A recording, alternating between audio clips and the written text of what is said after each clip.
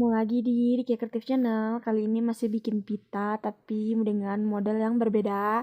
Aku mau menggunakan pita satin yang warna coklat dan warna hijau glitter.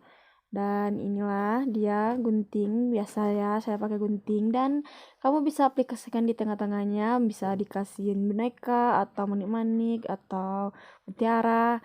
Kalau aku memakai mutiara yang ada di kotak ini.